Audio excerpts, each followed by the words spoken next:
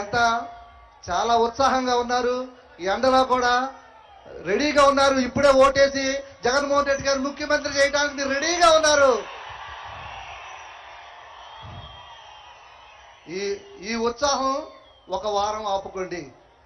వచ్చే సోమవారం 13వ తారీఖుల్లా వెళ్ళండి. ఫ్యాన్ గుర్తు మీద గుద్ది గుద్ది గుద్ది గుద్ది గుద్ది ఒకటే గుద్దుడు. ఆ ఉత్సాహం కనపడుతుంది. మీరు రెచ్చిపోతున్నారు. మీ ఉత్సాహం తగ్గాలని మా ఇద్దరికి ఓట్లేసి గెలిపించాలి.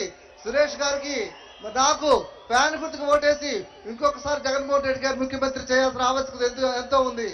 ఎందుకంటే ఇప్పుడు ఎంతో మంది నాయకులు వస్తూ ఉంటారు, వెళ్ళిపోతూ ఉంటారు. కొంతమందినే మనం గుర్తు పెట్టుకుంటాం.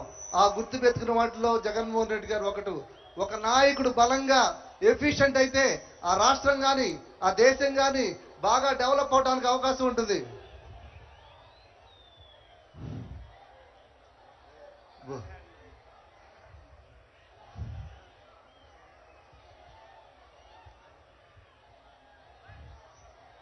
ఇప్పుడు మనం చూస్తున్నాం, కొత్తగా వచ్చారు 5 సంవత్సరాల క్రితం కొత్తగా వచ్చారు జగన్మోహన్ రెడ్డి గారు. ఈయన చిన్నపిల్లవాడు, మా అనుభవంలో సగం లేదు వయసు అని ఎంతో మంది టీడీపీ వాళ్ళు కానీ మిగతా వాళ్ళు కానీ మన్ని ఒక రకంగా మాట్లాడే విషయం మీకు అందరికీ తెలుసు. కానీ వచ్చి రాగానే చంద్రబాబు గారిని మరి చెడుగుడు ఆడదాం ఆంధ్ర లెవెల్లో చెడుగుడు ఆడేసి మన సంక్షేమ పథకాలన్నీ ముందుకు తీసి 100 సంవత్సరాలు సరిపడే సంక్షేమ పథకాలన్నీ మరి జగన్మోహన్ రెడ్డి గారు చేసి ఫాస్ట్ ఫార్వర్డ్ గా చేసి చూపించిన ఒకే ఒక వ్యక్తి జగన్మోహన్ రెడ్డి గారు. ఒక్కరే మీ అందరి ముందు సభ ఉంటారు. మీరు ఒకటి ఆలోచించుకోవాలి, మనకి A to Z సంక్షేమ పథకాలన్నీ పెత్తందారులకి, బీసీ ఎస్సీ ఎస్టీ మైనార్టీ బడుగు బలహీన వర్గాలకి జరిగే మహాయుద్ధం. అది నాడు టీడీపీ ప్రభుత్వం ఉన్నప్పుడు కుల ప్రాతిపదికన అన్ని జరిగాయి. కానీ మనది సేవా సైన్యం, మరి సామాజిక న్యాయం, డాక్టర్ బిఆర్ అంబేద్కర్ గారి ఆశయాలతో మరి జగన్మోహన్ రెడ్డి గారు చేసిన మరి ఆయన అడుగుదాళ్ళలో నడిచి బీసీ ఎస్సీ ఎస్టీ మైనార్టీలకి ఏది కావాలో అన్ని సమకూర్చారు.